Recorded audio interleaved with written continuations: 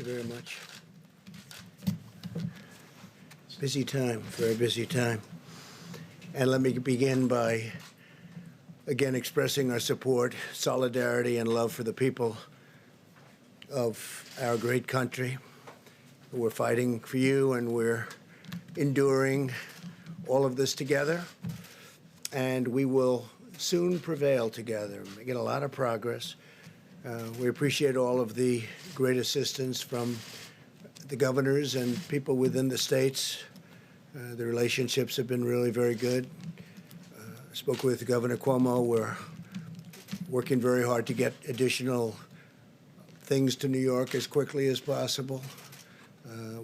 As you know, we took care of the hospital, including personnel, the 2,500 beds that we built just recently at Javits, including personnel.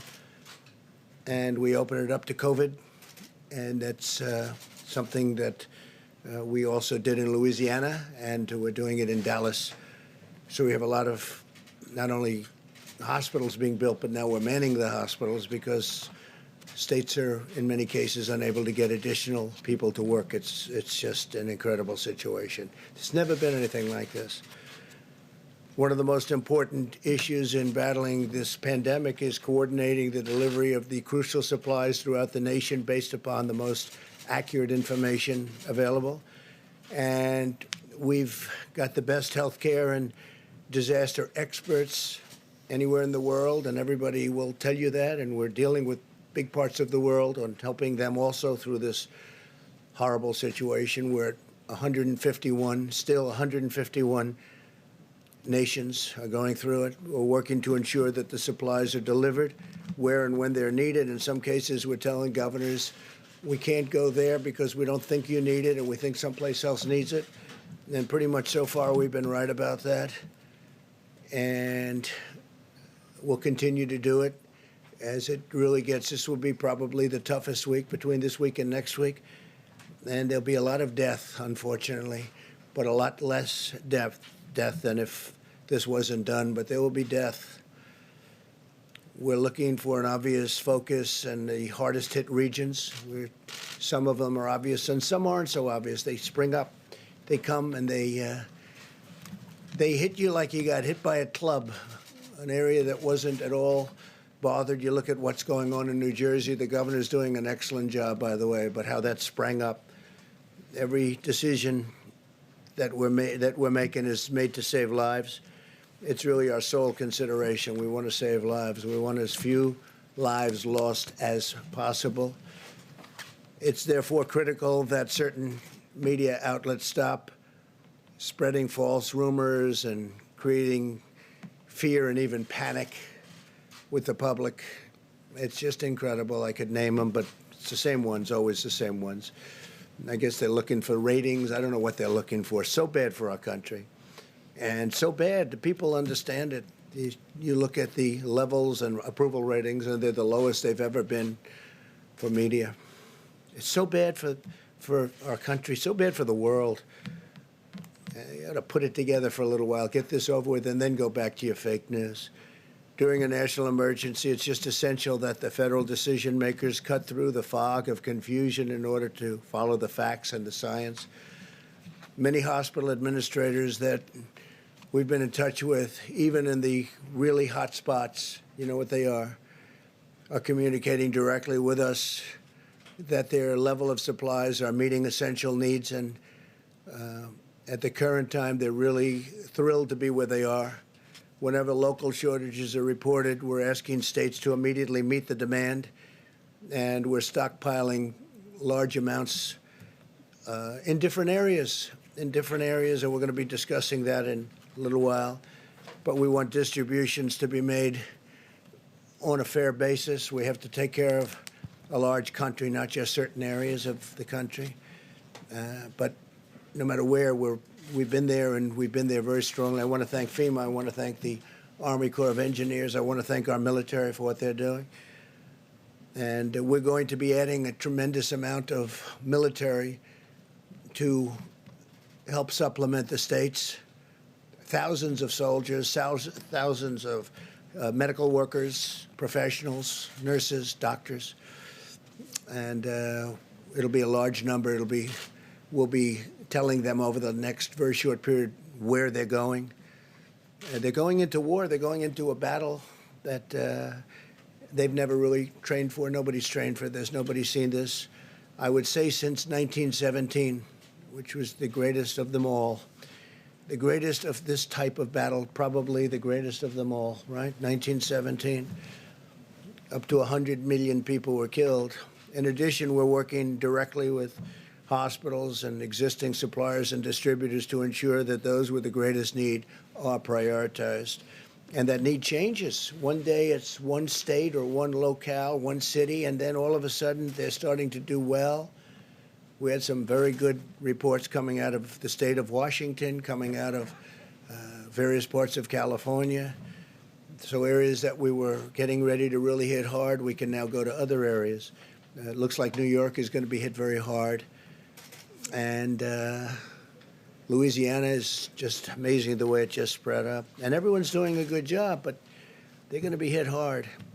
Areas in the country that are not experiencing large-scale infections are requesting supplies beyond what their present circumstances require. And we talk to them and we tell them and we explain it. And for the most part, they're good with it. We think we're right. It's very understandable that officials would seek to get the most they can get for their communities.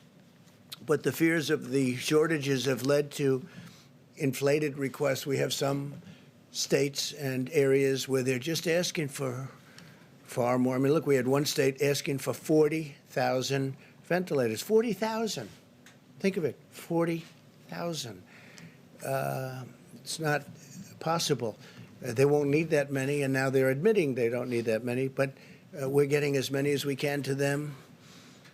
Again, nobody's ever seen anything like this in terms of ventilators, in terms of protective equipment and uniforms and outfits. But it makes it more difficult for distributors to prioritize the real need, and it could intentionally, and, you know, look, everybody has proper intentions, but they want to make sure they're 100%, and sometimes when they know they don't need it, they want it anyway. It gives them that extra feeling of satisfaction, but we just can't do that. It's not even possible to think about it. And that's why, and we're a backup. Remember, we're a backup. We're the greatest backup that ever existed for the states, especially when we start getting into the hospital building business and getting into the medical center building business. When you see we built many hospitals, numerous hospitals in some states and medical centers. That's why my administration's been requesting actual usage numbers directly from the states and hospitals to meet their needs, because we want to be ready when the brunt of it comes, which is coming quickly. You see it. You see it as sure as you can see it. And when the brunt of it comes, we want to be ready to hit the area that needs it. We don't want to have spent everything in one area and they don't need it there to anywhere near the extent. So let me be extremely clear about one point. We will move heaven and earth to safeguard our great American citizens. We will continue to use every power, every authority, every single resource we've got to keep our people healthy, safe, secure, and to get this thing over with. We want to finish this war. We have to get back to work. We have to open our country again. We have to open our country again.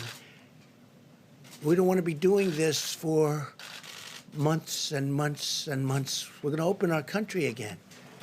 This country wasn't meant for this. Few were. But we have to open our country again.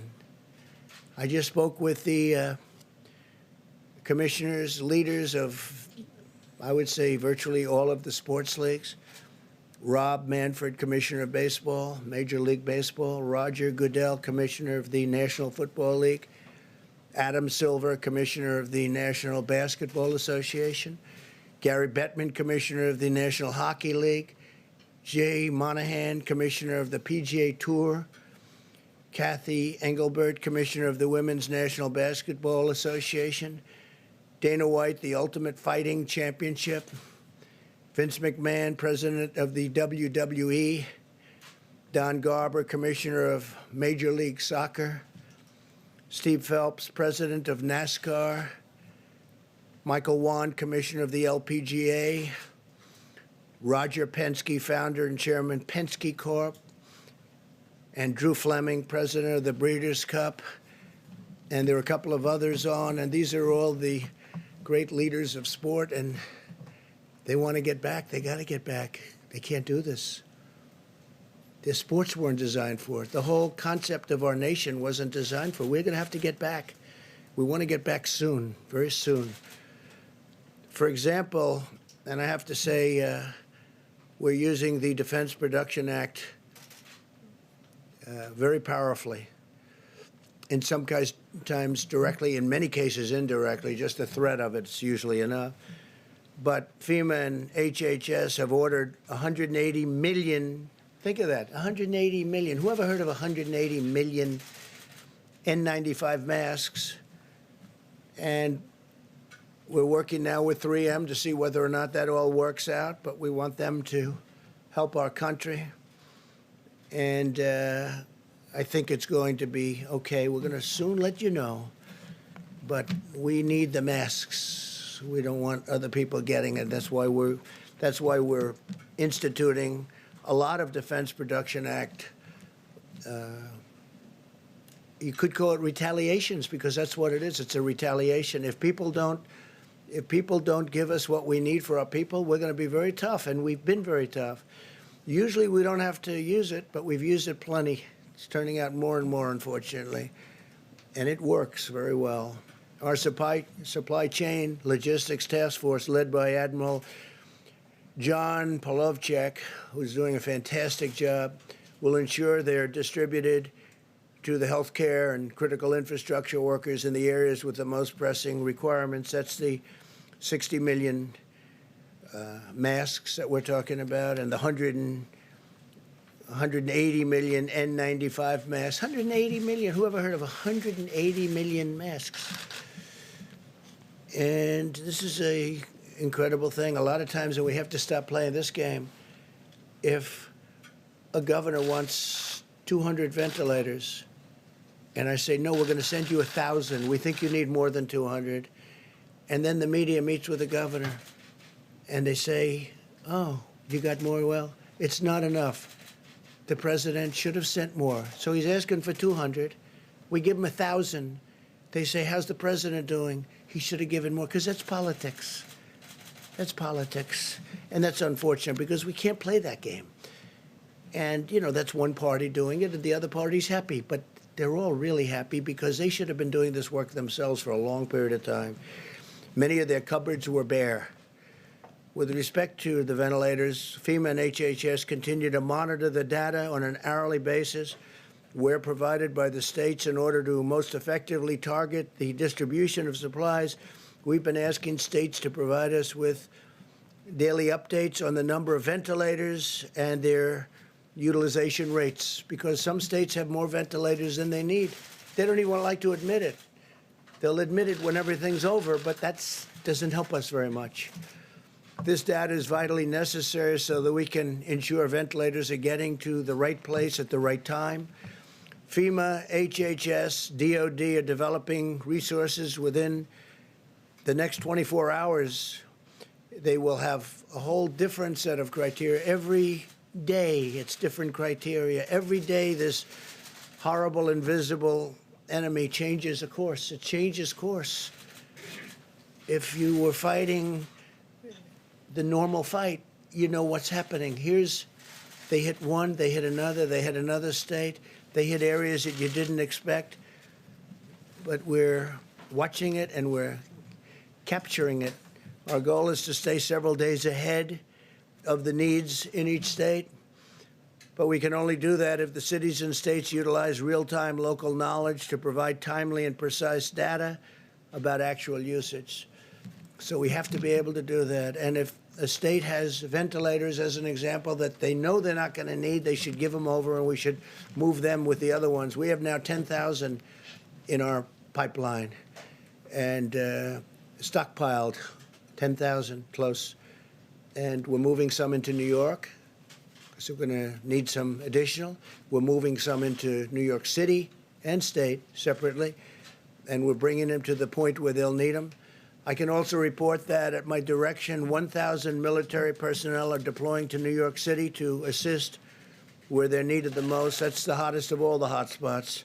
New Jersey is right there. It's right next to it. And I don't know if that's overflow, but New Jersey's, it's a great state, and it's a crowded state also, where you have people on top of people. It's always tough, but we're bringing some of the ventilators. We got some for New Jersey just yesterday, and we're going to bring them some more, including doctors. We're getting doctors, nurses, respiratory specialists, and other support workers. These are from the military. We're taking people now out of our military. We've been doing it, but now we're doing it on a larger basis. And I want to thank Secretary of Defense Esper, who will detail some of what we're doing tomorrow and Monday. As the situation in Washington State continues to stabilize, we're returning a 300-bed federal medical station to a different location, so where we need it, and we appreciate that. They won't be needing it, and we appreciate them letting us know we're going to move it to a different location. It was already built.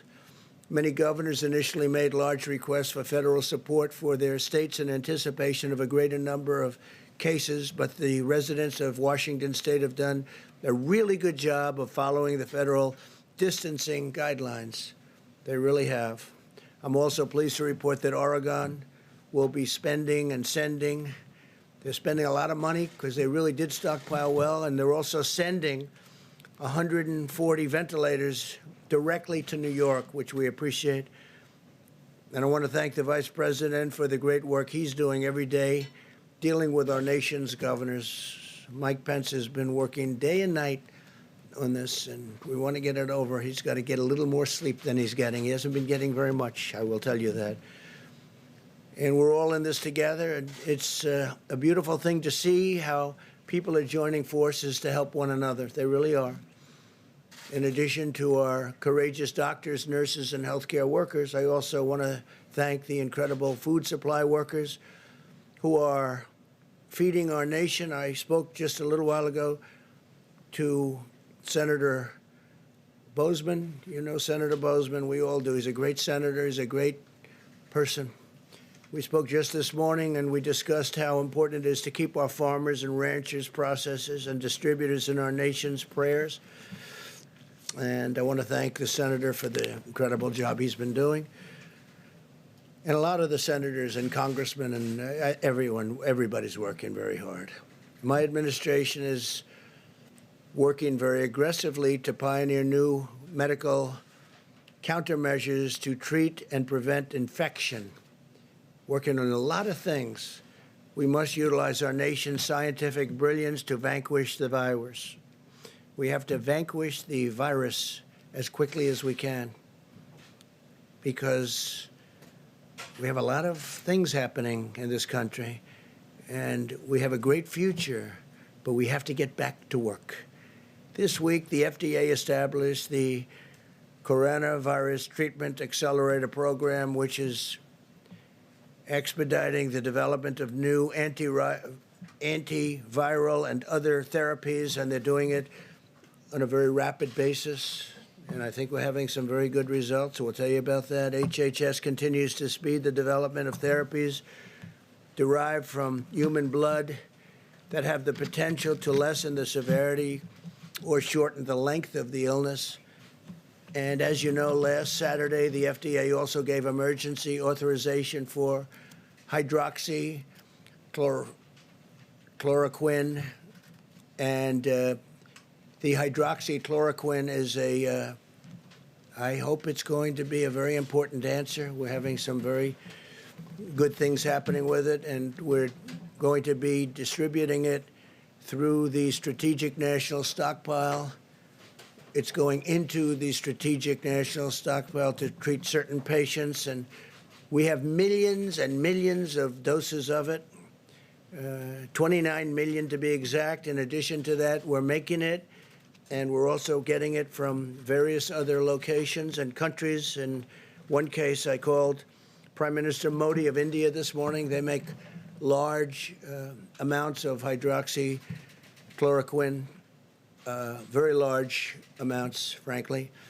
And I said, they had a hold because, you know, they have 1.5 billion people, and they think a lot of it. And I said I'd appreciate if they would release the amounts that we ordered, and they are giving it serious consideration. But they do India makes a lot of it. But we have already 29 million, if you look, I mean, that's a big number, 29 million doses. And we've got millions of doses that are being made here, and many millions of doses that are made elsewhere that are being shipped here, and it will be arriving. We're just hearing really positive stories, and we're continuing to collect the data, but I'll just speak for myself.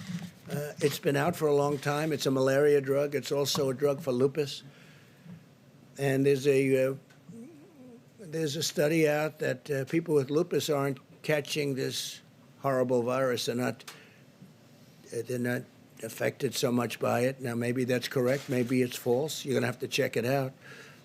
But there's a lot of very positive things happening with that. That's a game changer if that's the case. Obviously, we continue to work on the vaccines, but the vaccines have to be down the road by probably 14, 15, 16 months. We're doing great on the vaccines. I think Johnson & Johnson is leading, seems to be leading in terms of the studies, but we'll see what happens. But I feel good about that, but that's down the road. But tremendous promise with what's just been mentioned. In addition to that, Gilead Sciences has initiated a phase 3. That's down the line, meaning clinical studies of the drug remdesivir. Now, it's approximately 1,000 patients, which is a pretty good study. Other drugs are also being studied in patients. And this week, Oracle, great company, donated a new web portal. Larry Ellison, amazing guy, and platform to the government to gather real-time data on how patients are responding to the various new treatments. And they have a very sophisticated site, and we'll be learning a lot from Oracle, and thank you to them. We're also spending economic dollars like you wouldn't believe, and speeding economic relief to American workers, families, and businesses. Yesterday, the Small Business Administration launched the Paycheck Protection Program to help employees keep paying their workers.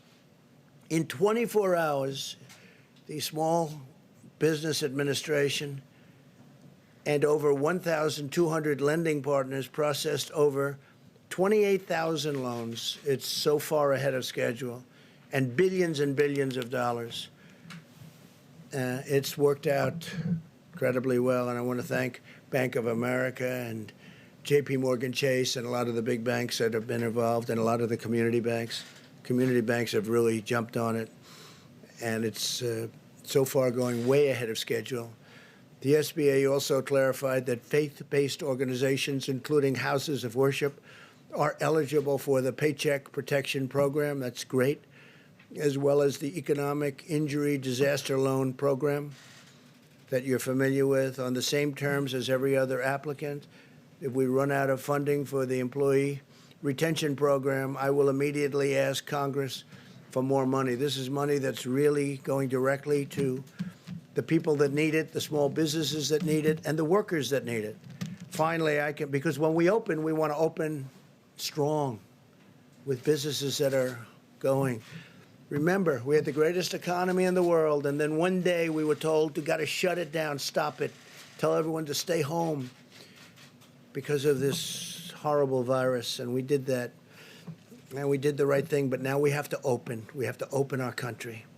Finally, I can report that as of today, the State Department has successfully coordinated the safe return of more than 40,000 Americans stuck abroad on over 400 flights from 75 countries. Many of those countries were terrific in helping us, and I appreciate that very much. Some of them I had to call the leaders of the country, most of whom I know. And once I did, they snapped like you wouldn't believe. They really helped us great. So I appreciate that. So we brought back 40,000 Americans who were literally stuck in some countries with no chance of getting out. And we got them back. 400 flights, 75 countries. Think of that. And those countries, in almost every instance, had a big problem with the virus. I want to thank the American people, most of all, for the selfless sacrifices that they're making for our nation. I know it's not pleasant, although some people have said they've gotten to know their family better, and they love their family more than ever. And that's a beautiful thing. They've actually gotten to know them. They're in the same house with their family for a long time. I guess it can also work the other way, perhaps, but we don't want to talk about that. And I want to encourage everyone to keep following our guidelines on slowing the spread. Sustaining this war effort is, and that's what it is a war effort, is the patriotic duty of every citizen. While we may be more physically distant for a time, we're closer together in the heart and in the spirit. And through this great national unity is happening. We're having a great unity developing that a lot of people didn't think would be possible to develop like this. And we will conquer the disease and restore our nation to its full and glorious might. We're doing really well, and I'm very proud of everybody out there. We're very proud of you. It's something that nobody could have ever projected.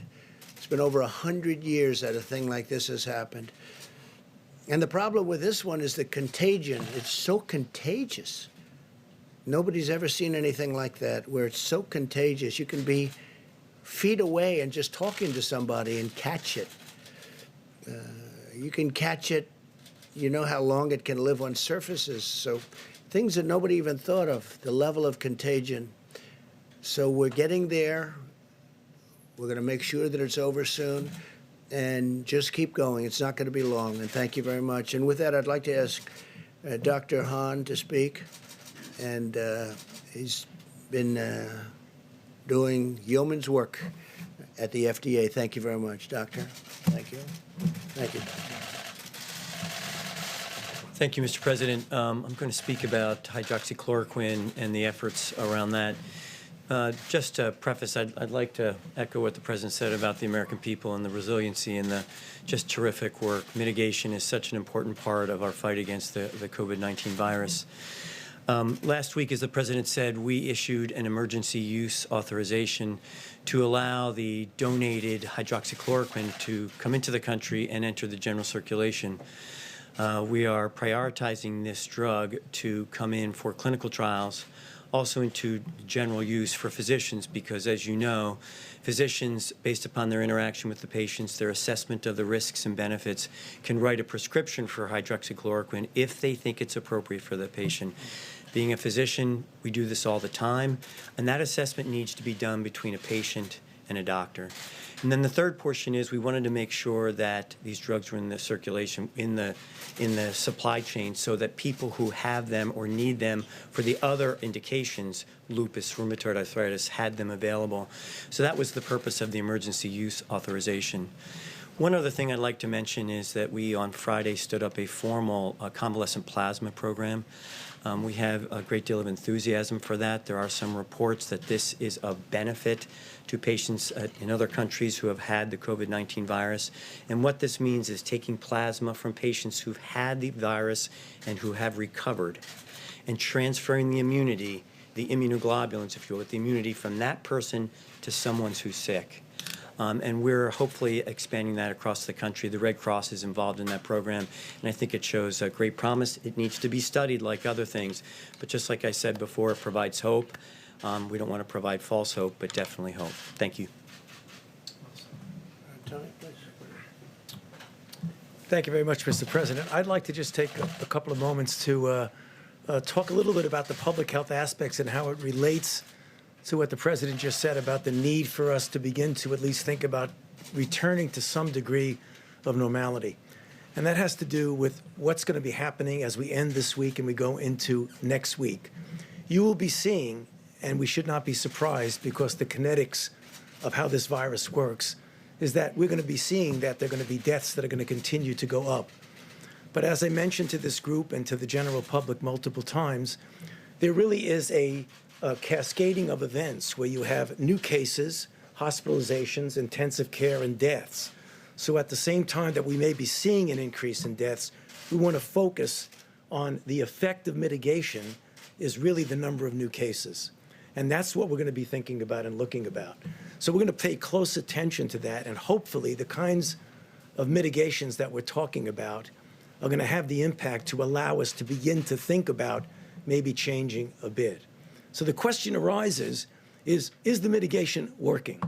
So let's look historically and then just look at the reality of it. Clearly in the countries, China included, that have implemented since very strict kinds of programs of mitigation, clearly it works. In our own country, we've seen indication of that in Washington. Remember, Washington State was the first to get hit, but they put in a really good program of mitigation. And if you look at the charts that Dr. Berg showed the other day, they're still down there doing well. And the reason is, again, what I've said before, but I think it's worth reiterating, that we have two opposing forces here. The virus, which wants to do what the virus wants to do. Viruses transmit from people to people. When people are separated from each other, virus does not transmit. It doesn't go anywhere. And that's the reason why something as simple as the physical separations, because if you look at the Vice President's chart that he shows all the time here from this podium, every aspect of that ending the COVID outbreak in 30 days has some aspect of it of physical separation, whether that's avoiding crowds, whether that's staying 6 feet away from people, whether that's doing teleworking, all of it does that. That's our most important tool. We'll be talking about vaccines and drugs and things like that that will mitigate later. But this is what we really have to do. And I want to actually just plead, as I do multiple times from here, to the American public, you know, as sobering and as difficult as this is, what we are doing is making a difference. So we really need to continue to do that. I must tell you, I was just mentioning to the Vice President as we came in, last night when I wasn't here, I went out with my wife and actually did a little power walking down Massachusetts Avenue. For those who live in Washington know what I'm talking about. And we passed a couple of restaurants where people were getting takeout food. The restaurants were closed to people going in, but they were open to takeout. And I saw something that absolutely made me feel really, really good. They were separating themselves by at least 6 feet. In fact, some of the restaurants had little things on the floor that said, stand here and then stand there. And I think if we as a nation pull together to do that, hopefully when we keep coming back here at these press conferences, we'll be able to show you that that curve that we keep talking about is going in the right direction. And I'd be happy to answer questions later. Thank you. Thank you. Okay, please. You said earlier that the virus is springing up in areas you did not expect. Yesterday you said some states in the country are not in jeopardy. The fact that this is unpredictable, isn't that an argument for every state to have one of these stay-at-home I don't think so. orders? Look, there are some states that are, you have great distance, natural distance, big land, few people, and they're in very good shape. And if there is a case, they can quarantine that person, or that person will be separated, will be brought to a hospital, secure area. So you do have different cases as opposed to a New York or Los Angeles. Los Angeles is doing incredibly well, by the way. But areas where you have lots of people tight together, it's a big difference. So, no, they're different. There are many different cases. Please. Mr. President, you mentioned the military off the top. So 1,000 troops going to New York. And then are we expecting other mass deployments around the country? And then is it just the Army? Is it? No, not mass. Many of the places are really in great shape. They really have done a fantastic job. And we may add to the 1,000, but New York will be getting about 1,000 military people, nurses, doctors, lots of other people, because that's what they need. Yeah, and that's medical. No, medical military. Medical military. Please. Sir, you tweeted earlier today that you liked the idea of a second coronavirus task force that was focused on reopening the economy. Thinking about it. So I was wondering if you were planning to go forward with that. Thinking about it. Getting a group of people, and we have to open our country. You know, I had an expression, the cure can't be worse than the problem itself, right? I started by saying that. And I continue to say it. The cure cannot be worse than the problem itself. We got to get our country open. Reopening, can you talk about your call with the sports commissioners? Did you say you'd like to see people back, fans back in arenas in as soon as Absolutely, August? I want fans back in the arenas. I think it's by whenever we're ready. I mean, as soon as we can, obviously. And the fans want to be back too. You know, they want to see basketball and baseball and football and hockey. They want to see their sports. They want to go out onto the golf courses and breathe nice, clean, beautiful, fresh air. No, the think that people can be I back can't based tell on you. the I can't science tell you a that you're date, seeing? but I think it's going to be sooner rather than later. But and you know, we're not going to have separation for the rest of our times on the planet. We need it for this period of time, but eventually people are going to be able to occupy those seats in arenas next to each other, like we have for all of my life and all of your life. They want to sit next to each other at restaurants. They don't want to be, 6 feet away. And some restaurant man called up. He said, I'm worried because I have a small restaurant with not too many seats. I think he said 120. And he said, if I practice what this is, I'm down to 30 seats. I can't make it. I said, don't worry about it. That's for a short period of time.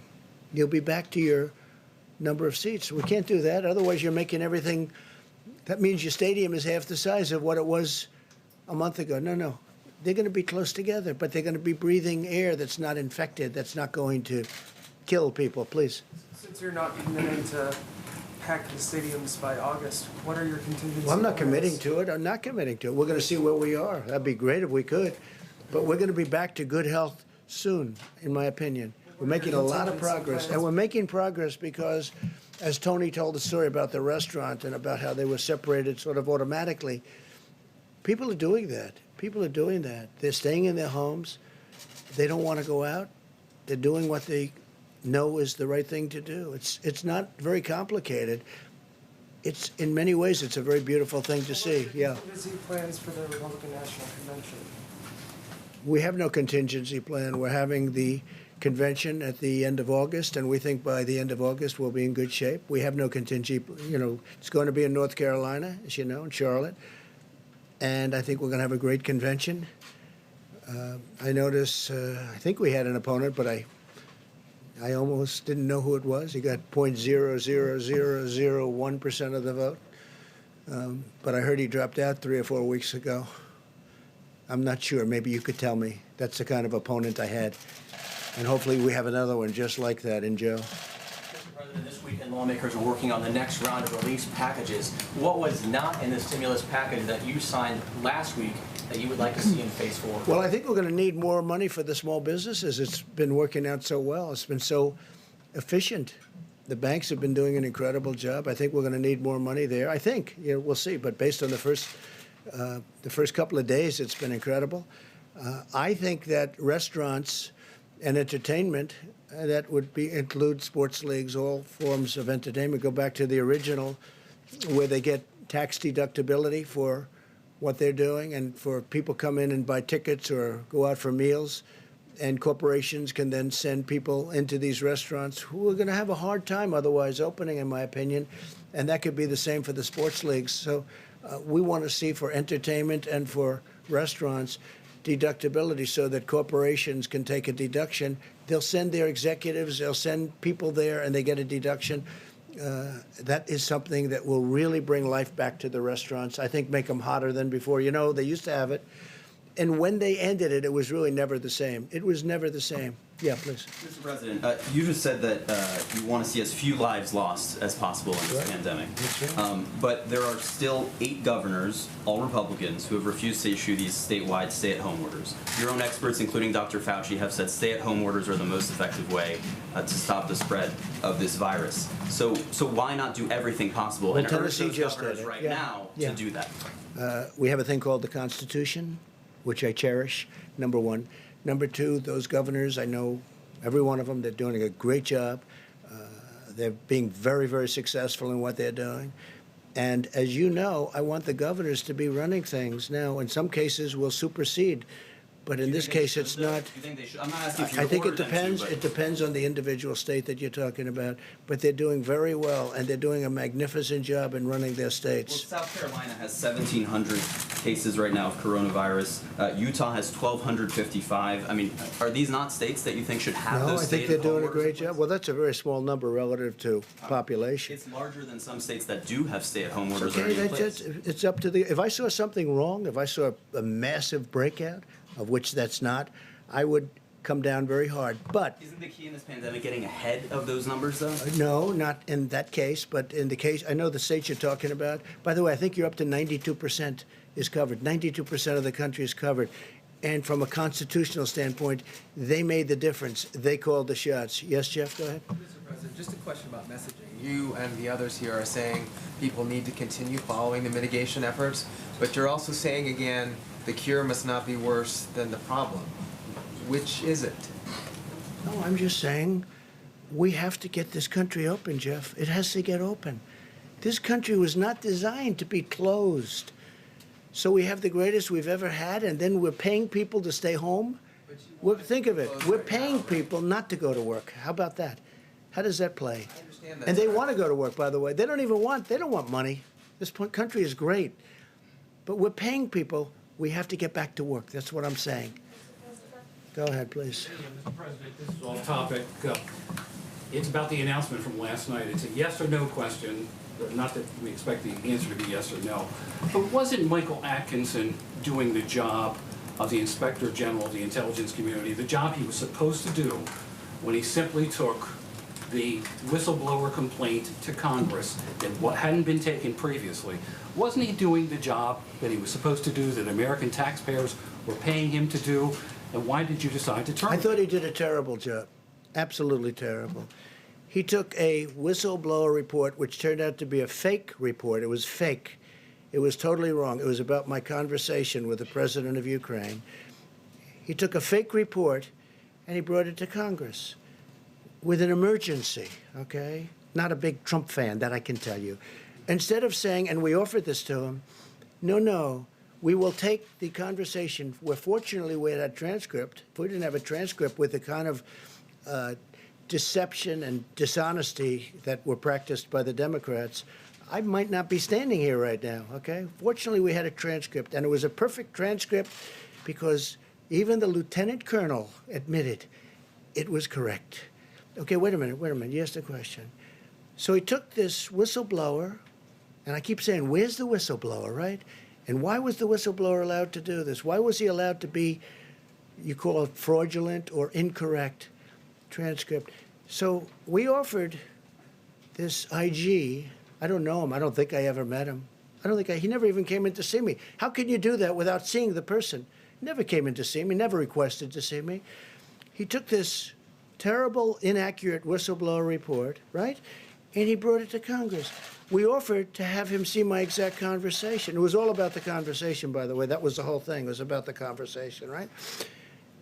And then after he saw it, he must have said, wow, because as I've said it many times, and it drives you people crazy, it was a perfect conversation. So instead of going and saying, gee, this is a terrible thing he said about the president's conversation. Well, it was a fraud. I didn't say that. And by the way, you have the whistleblower. Where's the informer, right? And here's another question. Remember, before I gave the transcript, in other words, before I revealed the real conversation, where's the second whistleblower? Remember the second whistle? Wait. There was going to be a second whistleblower. But after I gave the conversation, he just went away. He miraculously went away. Where's the informer? Because there was going to be this informer. Maybe Schiff was the informer. You ever think of that? He's a corrupt guy. He's a corrupt politician. So listen, I say this. Where's the informer? Remember, the informer was coming forward. But I gave. Because, see, I did one thing that surprised everybody. This gentleman right here said, boy, that was a shocker. I revealed the conversation. I got approval from Ukraine because I didn't want to do it without their approval. And they said, absolutely, you did nothing wrong. By the way, President of Ukraine, foreign minister, said he did nothing wrong. And over that, with 196-0 vote by the Republicans, not one dissenting Republican vote, dishonest Democrats impeached a president of the United States. That man is a disgrace to IGs. All right, let's go next, please. He's a total disgrace. Did you run by your decision to dismiss the Inspector General by Senator? Okay, we'll get off this because people want to talk about what we're talking about. But let me just tell you something. That's my decision. I have the absolute right. Even the fake news last night said he has the absolute right to do it. But ask him, Why didn't you go and see the actual conversation? There was no rush. He said, oh, we have to rush it. He even said it was politically biased. He actually said that. The report could have been, you know who the whistleblower is, and so do you, and so does everybody in this room, and so do I. Everybody knows, but they give this whistleblower a status that he doesn't deserve. He's a fake whistleblower. And frankly, somebody ought to sue his ass off. All right, it's enough of the whistleblower. Go ahead, please. The governor of New York today said that he is still desperate for ventilators and that he has accepted 1,000 of them from the Chinese government. Are you concerned that what he didn't say is, okay, let me tell you what he didn't say. Two very good friends of mine brought him those ventilators, right? Two very good friends of mine. They brought them. If you'd like their name, I'll give you their name. But should states and No, but cities have the to governor rely didn't on mention China that. and Russia It came to supply? through the Chinese, the country of China. But they were given by two friends of mine. But he didn't tell you that. Now, the governor also, you'll see when you read the letter, the governor also asked for 40,000. He wanted 40,000 ventilators. Now, the governor, as you know, had a chance to get 16,000 a few years ago. He decided not to get that. The state of New York has asked for help. I've given him 4 hospitals, 4 medical centers. Then I gave him an additional hospital. Then I gave him military people to operate the hospital. They were not supposed to be COVID hospitals. The ship is not. Interesting thing happened with the ship. People aren't in accidents because there's nobody driving. There's nobody taking motorcycle rides down the West Side Highway at 100 miles an hour. People are away. So people aren't being injured. Now they're asking whether or not we could open up the ship for COVID. We have given the governor of New York more than anybody has ever been given in a long time. I'll just say, I was going to say in history, but in a long time. And I think he's happy. But I think that, because I watched what he said today, and it was fine. I wouldn't say gracious. It wasn't gracious. It was okay. I must tell you, Gavin Newsom has been gracious. Los Angeles, California, the job we've done, and all of California. Why does that matter if they're gracious or not gracious? It doesn't matter. It doesn't matter. But I think when we've given as much as we've given to New York, somebody should say nice. I'll tell you who's been very nice. Mayor de Blasio has been very nice. He understands what we've given him. We brought him some more ventilators, too, yesterday. But nobody has been given like New York. And I think, I know he appreciates it. He just can't quite get the words out, but that's okay. So when he says that he needs 40,000, Please, go ahead. Come back to Dr. Fauci's comments on... To which one? Dr. Fauci's comments on mitigation. On the reproductive value of the virus, the WHO had it at, I think, 2 to 2.6. Others had it a percentage point or 2 higher. Do we have a new number now based on those mitigation techniques? Have we managed to bring it down? Well, Deb, I think maybe you should answer that, right? Dr. Birx, please. Yeah, sure. Go ahead. You know, it's an excellent question, and it's why all of the modelers, and I really want to thank them again, they're reevaluating all of their models in light of the level of the impact of the mitigation. Remember, none of us had really been through this before. So when we modeled school closures and distancing and staying at home and all of these pieces, that had never really come into the model before. They're working on that very diligently now. Of course, just to be clear, we won't know how valid the models are until we move all the way through the epidemic. What we're triangulating right now, and instead of working on R0, we're looking at testing and triangulating testing, test positive cases, hospitalizations, ICUs, and of course, the recoveries, because that's also very important to us. I think it's very important that the American people know that there are equal number of states with less than 5% positives despite high levels of testing. So there are states that are mitigating and making this work. There are also the states that you know of, the 18 states that have the larger outbreaks, and we're watching them very carefully, triangulating for them all of the information to ensure that clients who come to the hospital are cared for. And then there's states in the middle that we're trying to figure out, are they changing or not? Each of those states And each of those epidemics within those states may have a different R value. And that is what we're trying to figure out. And it's very variable on each of these factors. But the bottom line is, and I think going into this weekend, it's really important for the American people to know this. Spain and Italy are moving through this. They are seeing their number of cases drop. They're seeing the number of people in hospitals drop. We are about, on our models and on the actual data, about 12 days behind them. At the same time, we see in the United States really good case studies of the impact at Washington State, of California, and then a series of smaller states where we're trying to learn from them how to do surveillance.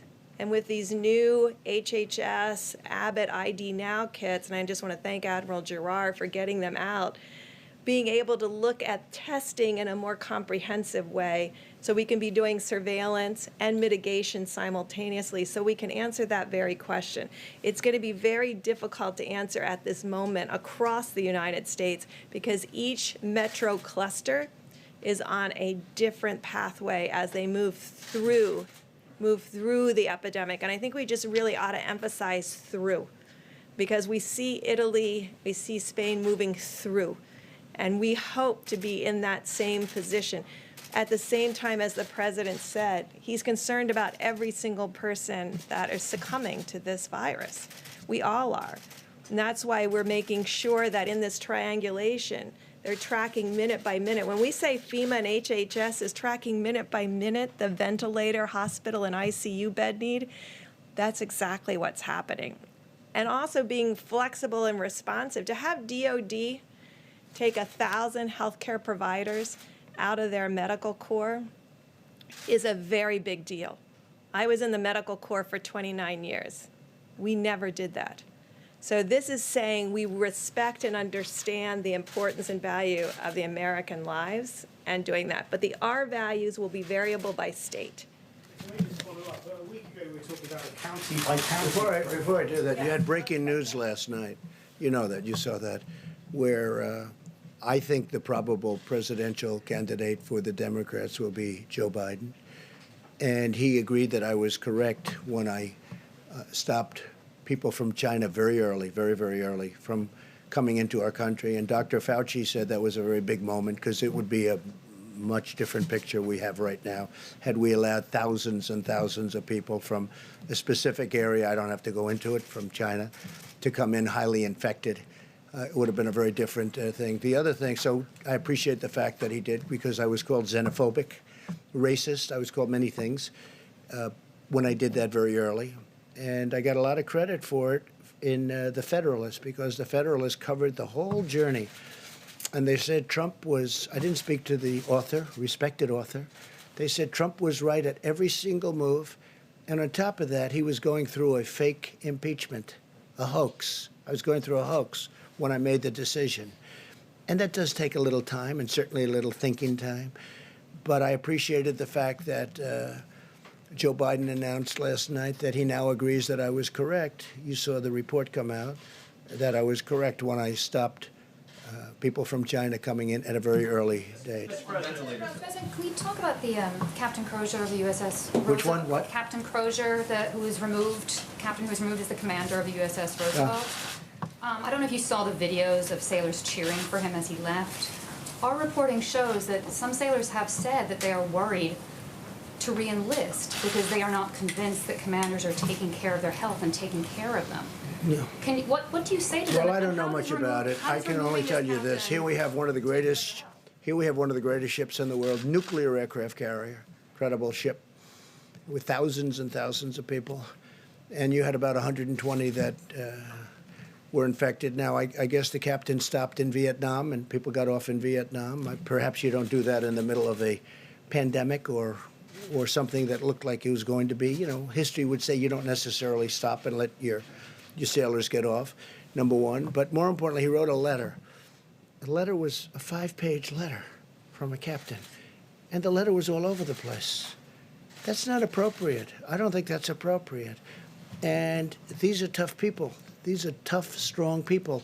I thought it looked terrible, to be honest with you. Now, they made their decision. I didn't make the decision. Secretary of Defense was involved, and a lot of people were involved. I thought it was terrible what he did. To write a letter? I mean, this isn't a class on literature. This is a captain of a massive ship that's nuclear-powered. And he shouldn't be talking that way in a letter. He could call and ask and suggest. But he stopped in Vietnam. A lot of people got off the boat. They came back, and they had infection. And I thought it was inappropriate for the captain of a ship to do. I don't want to comment as to whether or not, but I agree with their decision 100%. In the back, please. Joe Biden actually just attacked you in a tweet. I don't know if you have seen it. He just what? Attacked you. He just said. Well, he didn't write anything. Look, he has people, he has professionals from the Democrats Mr. President, let writing. me just read what he said. He said Donald Trump is not responsible for the coronavirus, but he is responsible for failing to prepare our nation to respond to it. How do you respond to that, sir? He didn't write that. That was done by a Democrat operative. He doesn't write. He's probably not even watching right now.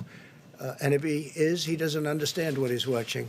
But just so you understand, it was very nice what they wrote out. I don't know, they released it at a strange time, sort of a strange time to release something like that. But he admitted I was right.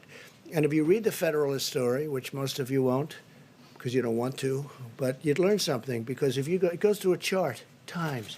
I was early. Dr. Fauci, I don't think he's changed his mind, but he said it was a very important step when we stopped China from coming in from the specific area that was heavily infected. We'd have a whole different thing right now. So I don't really know what Joe Biden said. I don't really care. And again, I see every once in a while I'll say something, I'll make a speech, and then it'll be critiqued, and I'll get this beautiful, brilliant critique. Joe Biden didn't write that.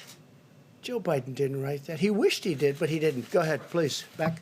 Sure. Wanted to ask Dr. Fauci a quick question. China has warned of a resurgence of the virus.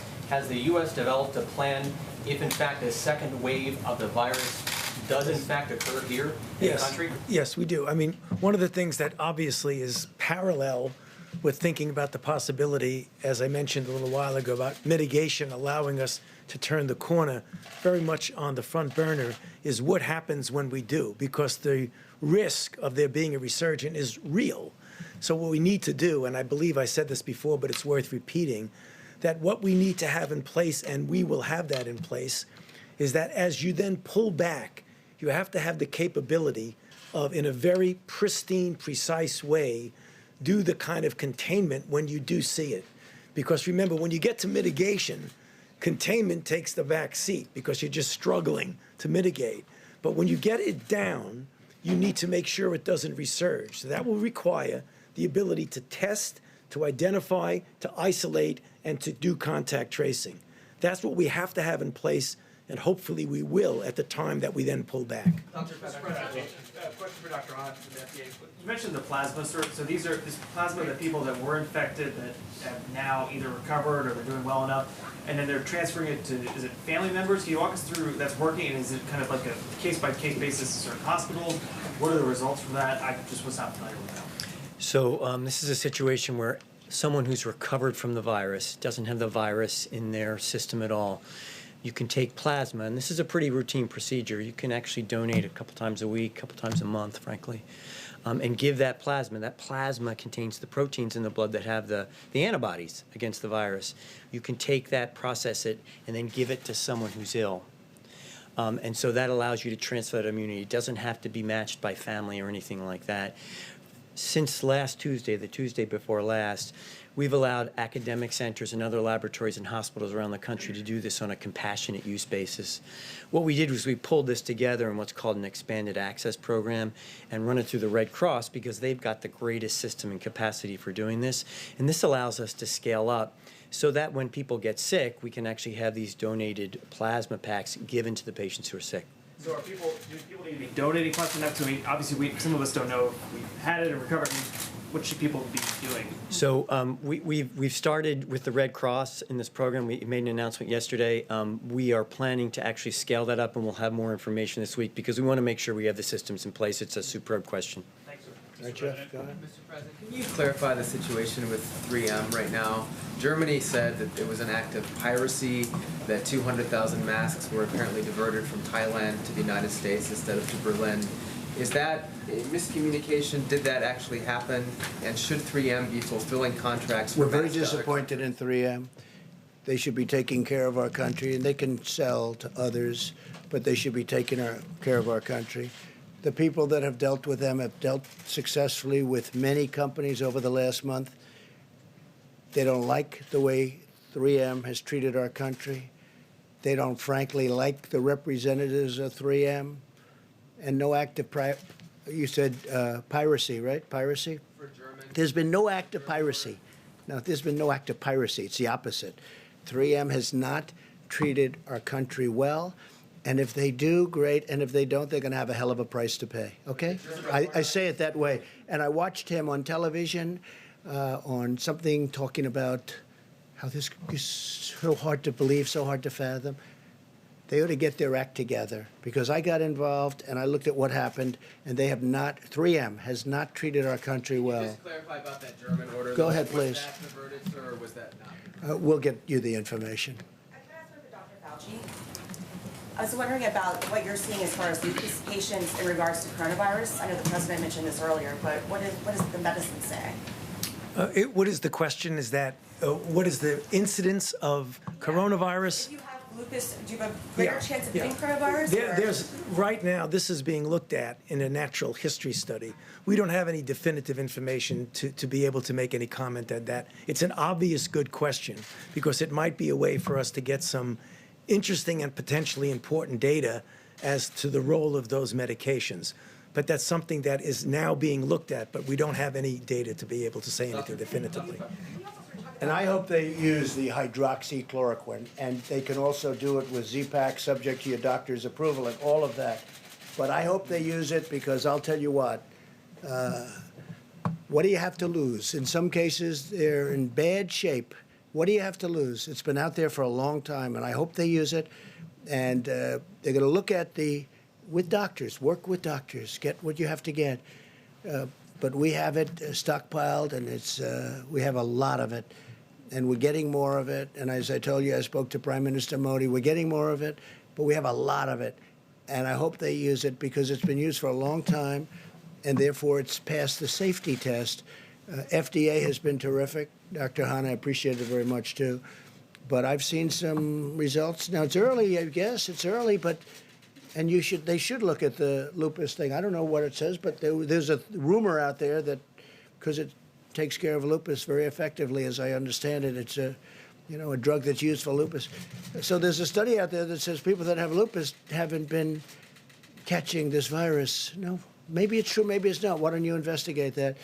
And there's also other studies, with the malaria, that the malaria countries have very little people that take this drug for malaria, which is very effective for malaria, that those countries have very little of this virus. I don't know. You're going to check it out.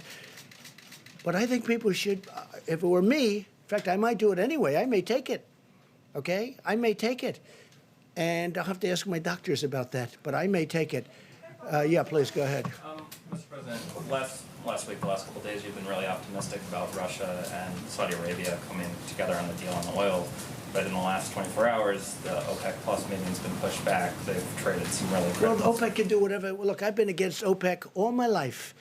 Because what is it? It's an illegal, you could call it a cartel, you could call it a monopoly, there's a lot of different names for it. But it broke down very violently. Very violently. So I don't care about OPEC. I really don't. I couldn't care less about OPEC. Let me just say, no. I think they're going to settle it. You know why? Because they're going to be destroyed. They're destroying themselves if they don't. Russia, it's a very important, and we had a very good conversation, President Putin and myself, very good. But Russia, a big part of their economic well-being is from oil. Well, oil is at a record low. Nobody's ever seen anything like it. It's actually lower than you even think. And it's to their advantage. Obviously, it's to Saudi Arabia's advantage. They told me they're discussing. Saudi Arabia went much further than that. He thinks that a deal is going to be made, at 10 million barrels reduction, and maybe more than that. He actually indicated it would most likely be much more than that. So we'll see what happens. I mean, we're going to see what happens. But as far as OPEC is concerned, I mean, I was against OPEC for years and years because I thought it was very unfair to our country. The beautiful thing is we have built one of the great, one of the things we've done is created so much we produce. We're the #1 producer in the world right now. I don't like it for a different reason, because it's going to hurt a lot of jobs in our country, this price. It's going to hurt a lot of jobs. Now, with all of that being said, people are going to be paying 90 cents a gallon. Did you ever hear of that? What's that, 1952 or something? All right? So from that standpoint, but you know what? I am a big believer in our great energy business, and we're going to take care of our energy business. And if I have to do tariffs on oil coming from outside, or if I have to do something to protect our thousands and tens of thousands of energy workers and our great companies that produce all these jobs, I'll do whatever I have to do. Okay? Yeah, ma'am, go ahead. Yeah. You tweeted a little while ago about how sad it is for kids they don't have Little League right now. And I'm wondering if you're willing to share about your youngest son and how he's dealing with life in sheltering in place, not going to school, no sports. Well, he's a good athlete, and he loves soccer, and he's like everyone else. I mean, everything's shut down. He's in his room. He's happy, but he's not as happy as he could be. He'd like to be playing sports, Barron. And let's see what happens. But we have to get back. We have to get back. Remember that. We have to get back, and we have to get back soon. Okay? On the jobs reports numbers. Do you guys ever stop? Do you want to keep going for a little while? Huh? I mean, do you ever stop? How many times you ask? And in many cases, it's the same. Actually, a lot of good questions. Go ahead. But keep going, yes? Yes, sir. So you're not going to blame me that I kept it going too long? People said, oh, he kept it. Every time you'll ask it. No, I mean, no, it's amazing. Tony, every hand went up. I thought we've gone through I think every single hand went up the last time. You know what it shows you? It shows you that you love what you do. Go ahead. We do love what we do. You do. No, you do. And some of you do it well. Not all of you. Go ahead. I'm not looking at you, by the way. So we did get the jobs reports numbers yesterday. Obviously, that's kind of a small portion because it's only the first half of March.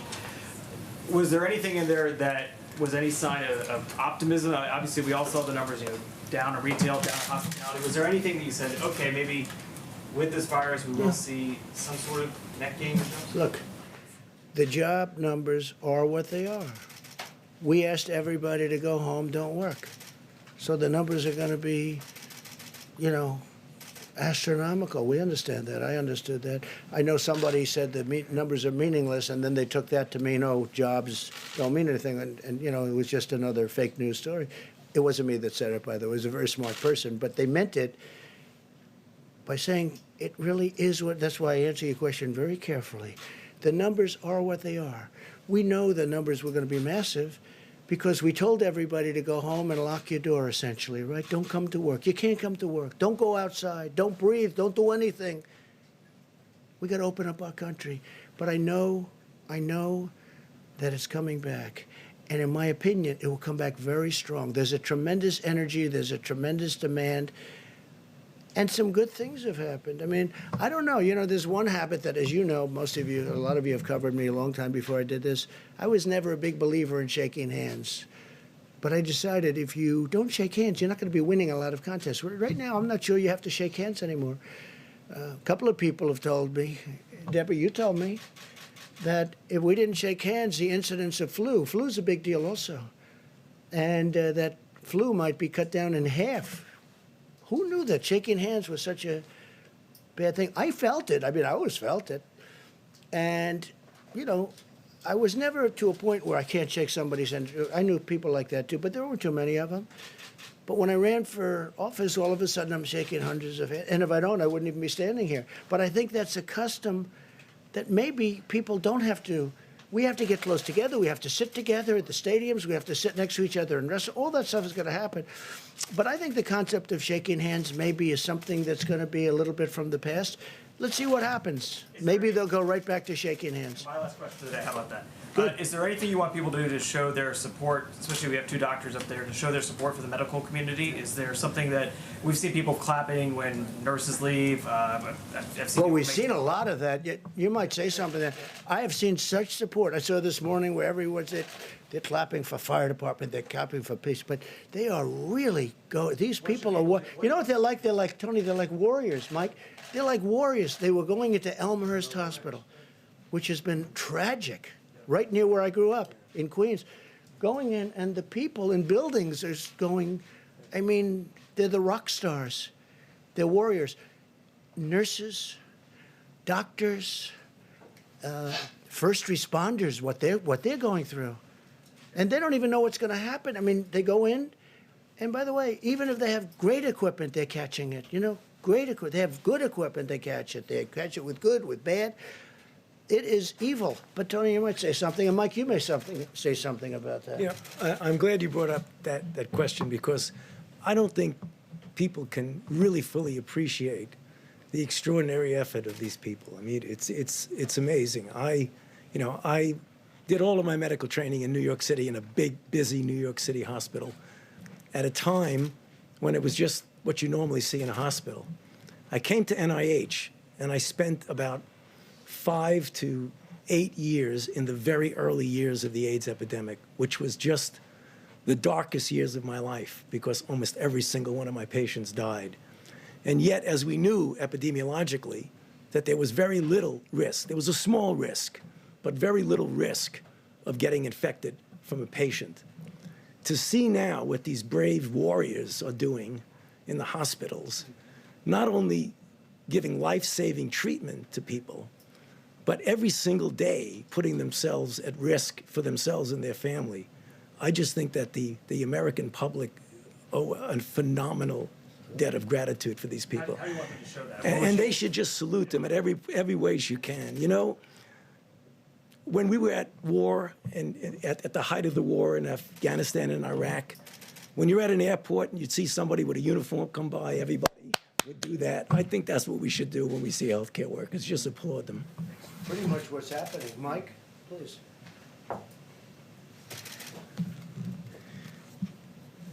The stories are incredibly moving about what healthcare workers are doing every day.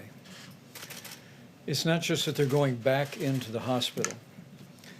In places like New York and New Jersey, earlier than that in Washington State and California, where this first began. It's not just that they're providing care to people, but because of the nature of how contagious the coronavirus is, they're also supplementing for family. I mean, that's what gets to me. When I hear the stories that, understandably, in nursing homes and in hospitals, they're restricting visitors, and they should, to prevent the spread of the virus to be brought into the hospital or to be brought out. And so to hear the stories of healthcare workers who are holding up an iPhone while someone who's critically ill with the coronavirus may well be saying their last goodbyes to their family, and then to be there in those moments. I mean, our healthcare workers they're not just doctors and nurses today, they're supplementing for family, for people all across the country. And I just think, tomorrow's Palm Sunday. It's Holy Week in the great Christian tradition. And I have people ask me from time to time, send me an email or on the many conference calls that we have, they said, what can we be praying about? And my first thought is with the families who have lost loved ones and the patients who are struggling with coronavirus. But during this very special week, I just encourage people to pray for our healthcare workers. Pray for them and their families. They are really the hands and feet every day, not just of healthcare, but of the heart of the American people. And we are all grateful for them every hour of the day. And think also about the Army Corps of Engineers. Now, it's a little different, depending on where they are and where they're working. But the Army Corps of Engineers, throwing up a hospital in New York City, 2,500 beds in 3 days? I mean, think of that. And FEMA, what they're doing. And the National Guard is now delivering for the states because the states were unable to get. We'd drop it at a big warehouse where we're told to drop it.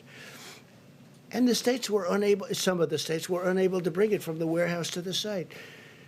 So we got the National Guard to become a delivery service, if you can believe it, and they would bring it. And some of those sites were dangerous sites. They were very dangerous sites.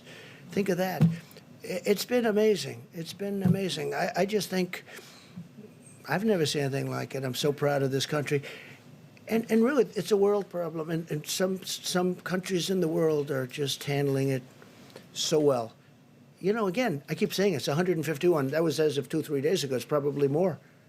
Some people said they didn't know there were that many countries. That's how big this is.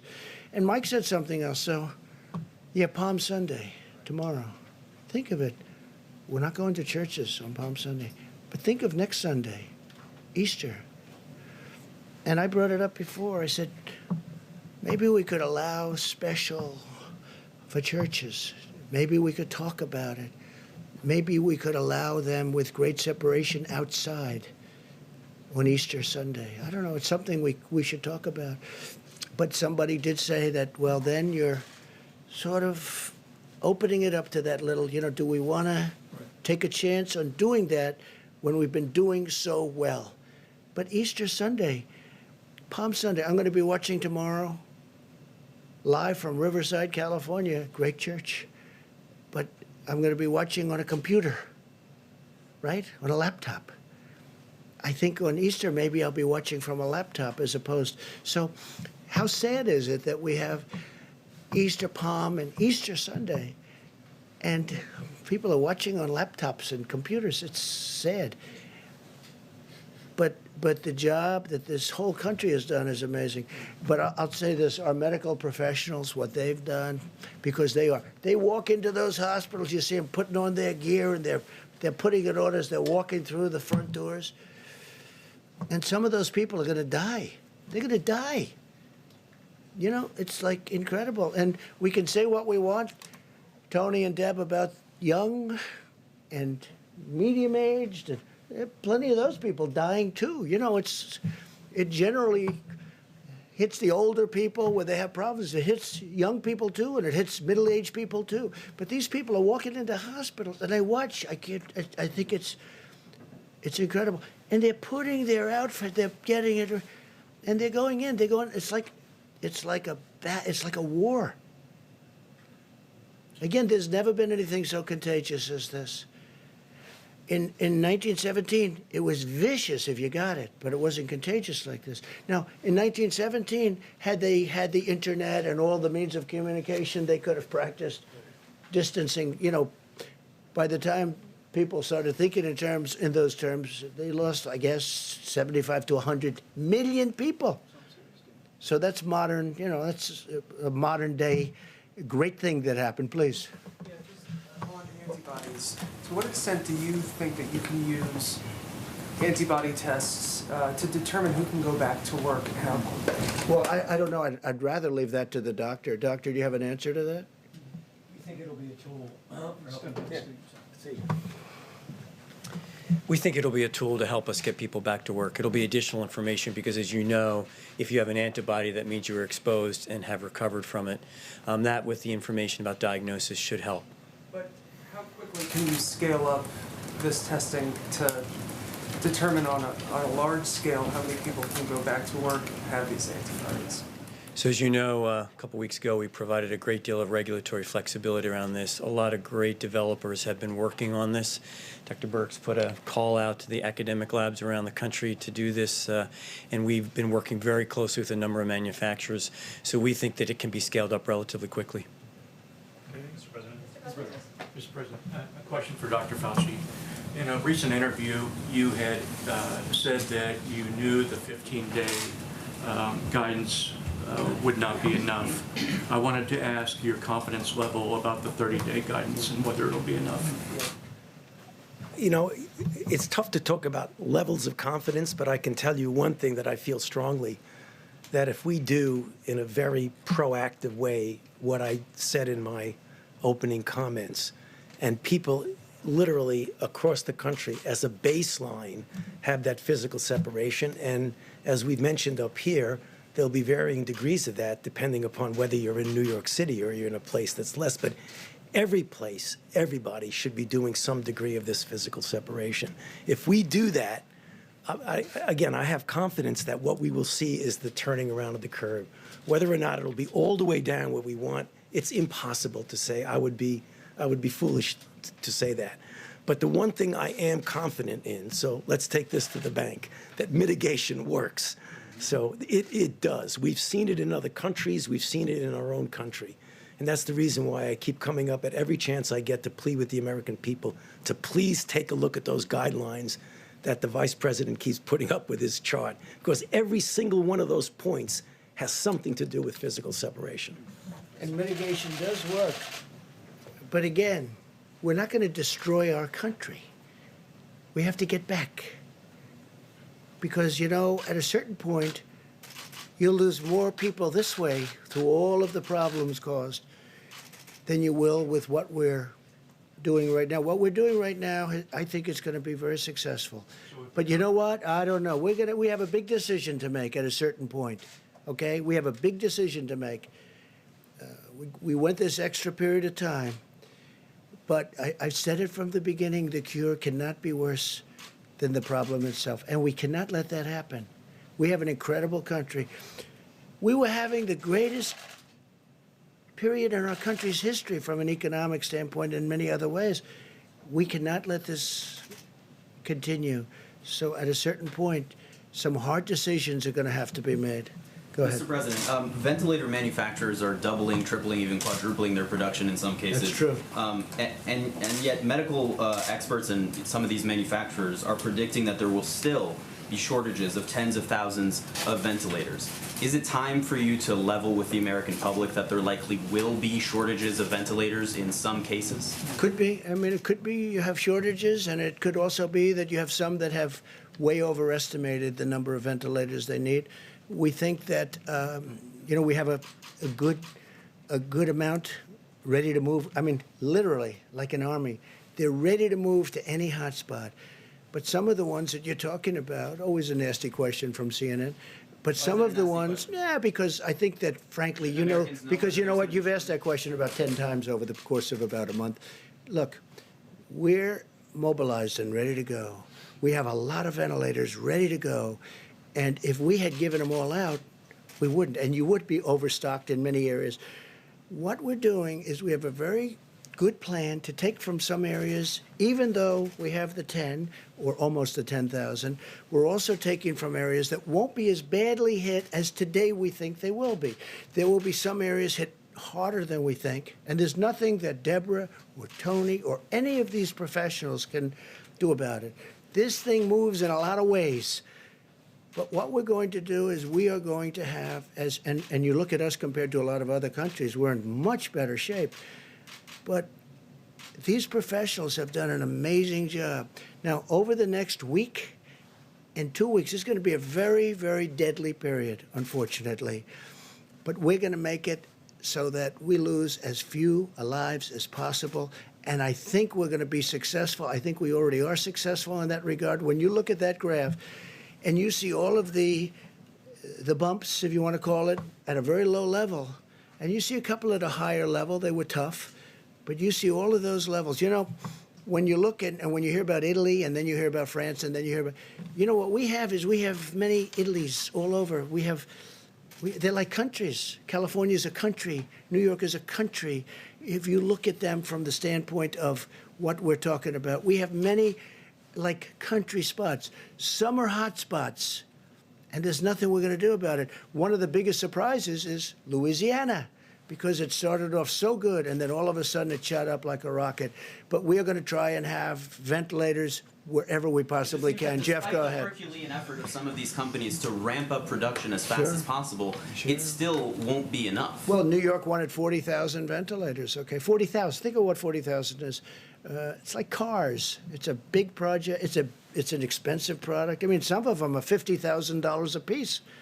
I saw one the other day, 55,000. That was before they start playing the games with supply and demand, okay? Some are very, very You call them luxury. Some are not. But frankly, these are very expensive products. These are very high-tech projects and products, and they take a period of time. We have thousands of them being built right now. Some will be ready.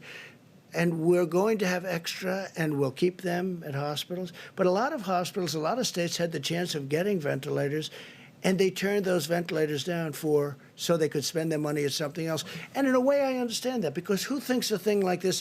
It's not a knock. If I'm told, like perhaps New York, you can spend $1 billion on ventilators and get 16,000 or a massive number of ventilators that they've been offered over the years, or you can build a new bridge or road or something. I mean, I understand how that works. I'm not blaming anybody. I'm just saying a lot of the states had chances of stockpiling a lot of ventilators. They didn't do it, and I think we're doing a very good job in helping them out. Please, Jeff. And it's a very fair question. I understand that question very well. Yeah. Follow up on what you and the others have been saying today about it being a deadly week or two coming. Can you give us a sense, or perhaps Dr. Birx, of what that means numerically? I'd like to ask also, I'd like to say, we know pretty much the line of attack. We know the numbers. The numbers are the numbers. They seem to be checking out, unfortunately, or in some cases, they're on the low side, which we're very happy. We want to keep them on the very low side, and that's where we're headed, and I think that's maybe where we're headed. But I'd like to ask maybe you and Tony, where is the week or the number of days of greatest attack? What will be our worst day, if that's possible to determine? I think that's what you're asking, right? And how many deaths exactly are you expecting? So as you can look in the places that are the most difficult hit right now, the Detroit area, the New York area, the Louisiana area, and we are doing it by the counties in those states, because there are, mostly it's metro areas and the bedroom communities around those metro areas, because people went to work and got exposed and came home and exposed other. If you look out in New York now, you see that it's in Long Island and it's out in Suffolk County and Nassau County. All of those counties, Wayne and Oakland, they're all on the upside of their curve of mortality. So when you get to the peak, you come down the other side. And when will that peak be? So by the predictions that are in that healthdata.org, they're predicting in those 3 hotspots, all of them hitting together in the next 6 to 7 days. And are you thinking tens of thousands of deaths in that period of time? You can go to the website. It's variable. Each one of those communities is different, but you know where New York is, how much their mortality has been, and what we're seeing today are the people who were infected 2 or 3 weeks ago. If mitigation in New York worked, and we believe it is working, the cases are going to start to go down, but the mortality will be a lag behind that because of the comorbidities and other conditions. So that's why all of the predictions are that this next week, and I think we said this last Sunday when we talked about the charts, and it's difficult to do, and we tried to prepare the American people to understand that you have to, as much as you go up, you have to come down the other side, because coming down is a reflection of the cases that were coming in before. Would you rather not say a number? I'd rather not say a number, but the numbers are available if you go to the website. I mean, you can see that there's several hundreds per day in New York.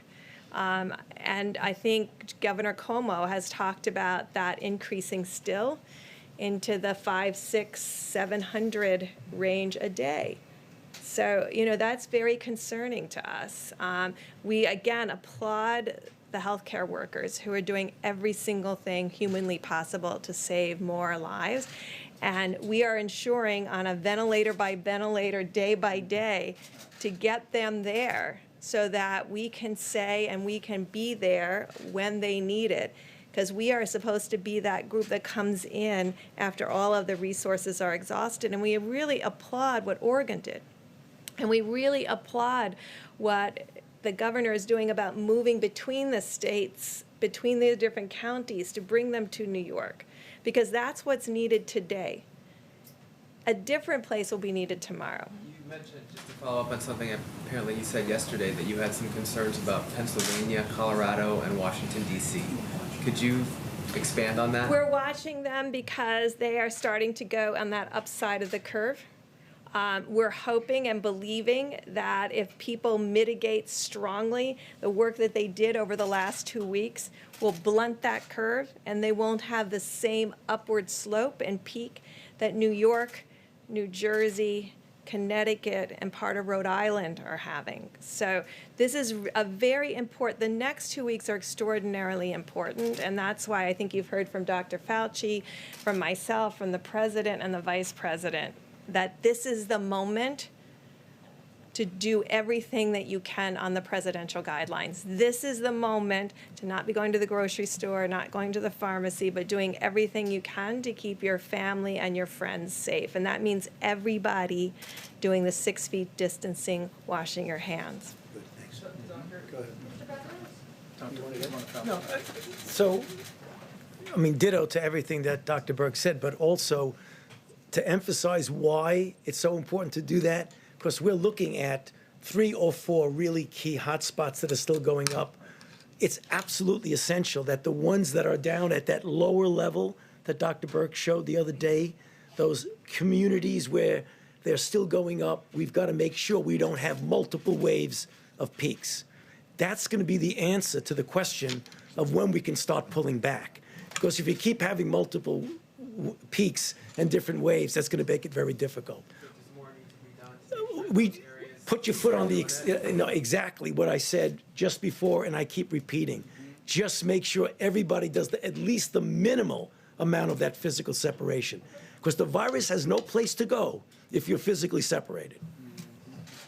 And one of the reasons that I keep talking about hydroxychloroquine is that the question that nobody ever asks, and the question that I most hate the answer to, is what happens if you do have a ventilator? What are your chances? And I just hope that hydroxychloroquine wins, coupled with perhaps the Z-Pack, as we call it, dependent totally on your doctors and the doctors there. Because you know the answer to that question. If you do have the ventilator, you know the answer to that question.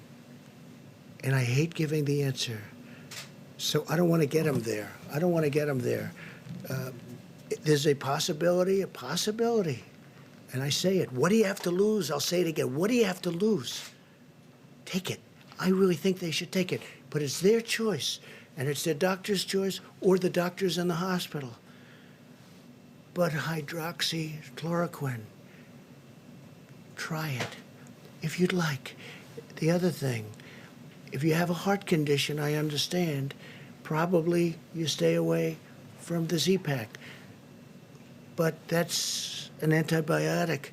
It can clean out the lungs. The lungs are a point of attack for this horrible virus. But when you have a ventilator, don't ask the answer because I hate it. If you have it and it's working beautifully, I don't like the answer because it's not a very high percentage. So I want to keep them out of ventilators. I want to keep them, if this drug works, it will be not a game changer because that's not a nice enough term. It will be wonderful. It'll be so beautiful. It'll be a gift from heaven if it works.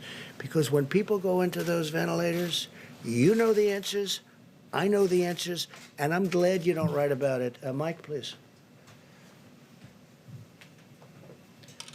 Well, you've heard from the experts what our task force has heard, that it's going to be a difficult week for the American people. You will see testing increased around the country, and so cases are going to continue to rise across America. And before I give a few facts relevant to an earlier question about ventilators, let me add my voice to what the President just said and what all the physicians who've spoken has said. Even though we see the losses rising in the days ahead, do not be discouraged. because there is evidence across the country that Americans have been putting the social distancing and mitigation into practice, and it is making a difference. We are seeing it in the new cases that are being reported. Because remember, families that experience loss up to this day and in the next week have a loved one who contracted the coronavirus, in most cases more than 2 weeks ago. In many cases before social distancing and mitigation efforts were put into effect. And so we want to encourage you, believe in the President's coronavirus guidelines for America. Go to coronavirus.gov, print them off again, put them on the refrigerator, and remind yourself to put them into practice. On the subject of ventilators, if I can amplify the point the President made, our team at FEMA is doing a remarkable job working with governors, state health officials, and local hospitals, particularly focused on our priority areas. We'll refer to the New York metro area, which includes New Jersey and Connecticut. We're focused on the New Orleans metro area in Louisiana. We're focusing on Detroit. We're focusing on Chicago. These are the areas where we see the significant rise in cases. And we are surging supplies, specifically ventilators, but all personal protective equipment from FEMA to those areas. And just to give you a couple of examples, I spoke to governors in New York, New Jersey, Louisiana, Massachusetts, Michigan, and Maryland today alone. And in those cases, Governor Cuomo is actually assessing all of the available ventilators. We've sent 4,400 ventilators already to New York. As has already been referenced, they're going to receive a shipment of over 1,000 from overseas. And allow me to say, as I told her personally today, the governor of Oregon, Governor Kate Brown, her unilateral decision to send 140 ventilators because Oregon, they felt Oregon today is in a place where they could give those ventilators to New York, to me was in the very highest American tradition of loving your neighbor. And when I talked to Governor Cuomo, Mr. President, he actually told me they never asked Oregon for the ventilators, and Governor Brown hadn't even called him to tell him that she was doing that. It really is remarkable. When I talked to Governor Hogan today, and the President and I will be speaking to all of America's governors on Monday again, I told him how inspired I was and how he ought to spread the word to other governors in areas where they can spare resources to be joining with us at the federal level and providing them to states at the point of the need. But just a few for instances. As we track New Jersey, as I told Governor Phil Murphy, we deployed 200 ventilators to New Jersey today. Louisiana, where we're monitoring literally hour by hour what's taking place in New Orleans with some encouraging news, but still great challenges. Yesterday, you heard the President say that we deployed 330,000 gowns that have been delivered to the public health systems and hospitals there, 200 ventilators. I spoke to Governor Charlie Baker today and was able to inform him. We're watching Boston area very closely. 100 ventilators are deploying today. I spoke to Governor Gretchen Whitmer today. Detroit is experiencing a significant number of cases. We're watching it carefully. And today, FEMA directed 300 ventilators to Michigan. Again, as the President said, we're all working our hearts out. But what I want to say to American families and what I want to say to healthcare workers is that we are going to identify the resources, leave no stone unturned, and we are going to focus resources on those areas in the order that they emerge. Now, the last thought is back on mitigation. We are hoping that we do not see other major cities in the country experience what Seattle experienced, what greater New York City area is experiencing, what New Orleans is experiencing, and that's all in the hands of the American people today. So I just want to encourage you, coronavirus.gov, put into practice the President's coronavirus guidelines, and you will do your part. to save lives, protect the American people, and ensure that we will have the resources to meet this moment wherever the need should arise. Mr. President, you spoke earlier about the SBA loan program that got up and running yesterday, but we're hearing from a lot of small business owners a lot of concerns about whether they will get this money. Some say some of the banks weren't ready yesterday to start processing loans.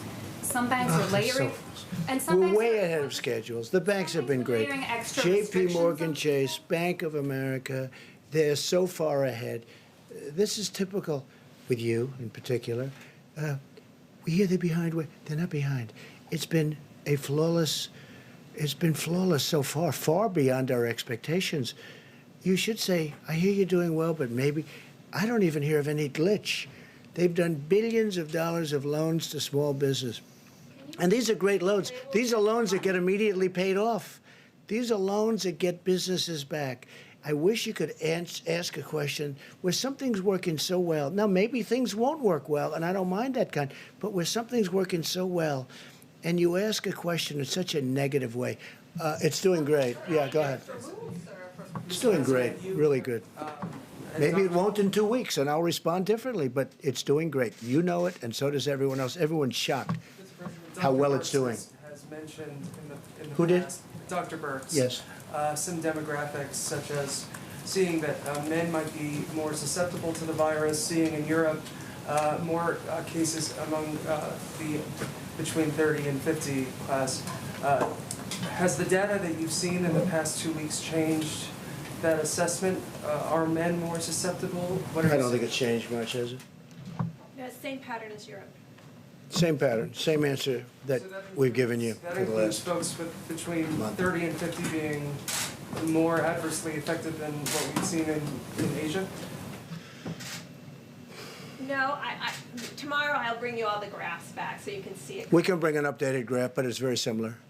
Please. Mr. President, a few days ago you talked about possibly restricting flights from hotspots. Where Yeah. are you on that? Where's your thinking? We're looking at it very seriously. Right now, we're dealing with governors, we're dealing with airlines, we're dealing with a lot of different factors. It's a very difficult decision. We're also doing testing, getting into planes, very strong testing.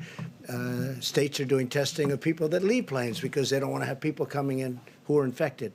So understanding that and the level of testing has been enormous. Okay, and some states are saying you have to go in quarantine for 2 weeks if you come from certain areas. So knowing that, we're working with the governors. Mr. President, what kind of test, when you say testing, do you mean domestic travel or people coming in from Both, outside the country? both. Some states are doing, when they land, they're doing very strong, very powerful testing. Please, go ahead. Some airlines, sir, and they say they don't know what you're talking about. Okay, well, then you'll check up again. One last question on ventilators. Governments are doing it too, our government. Go ahead. One last question on ventilators. The governor of New York said that he received donation in ventilators from Jack Ma of Alibaba, which I think is your friend. Would you call on the business community to donate ventilators, not necessarily to New York, but other states like Louisiana? No, Jack Ma is a friend of mine, and he's made it very possible to get about 1,000 ventilators from China. But that was from him and my other friend. It was really a gift, and we appreciate it very much. It was very nice of them. All right, I think we've had enough. We'll be seeing you very soon, and I'm sure that you know that all of us are going to be working very hard. We're working very hard. We are really coming up into a time that's going to be very horrendous, probably a time like we haven't seen in this country, wouldn't you say? I mean, I don't think we've seen a time like this in the country, and we're getting to that point where it's going to really be some very bad numbers. We want to keep those numbers a lot lower than they would have been, and we will do that. We have tremendous talent working. We have tremendous people, and that includes governors. That includes everybody. Everybody's working. But unfortunately, we're getting to that time when the numbers are going to peak, and it's not going to be a good-looking situation.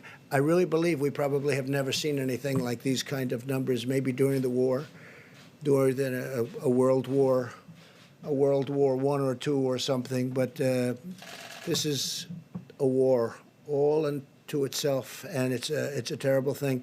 We will be seeing you soon. We'll keep you totally abreast. We're also going to be releasing new ventilator numbers because we have a lot of them coming and a lot of them going to different locations, and we appreciate it very much. Thank you. Thank you. testing backlog? Dr. Brooks, just a quick question. Are we in that 24-hour window yet?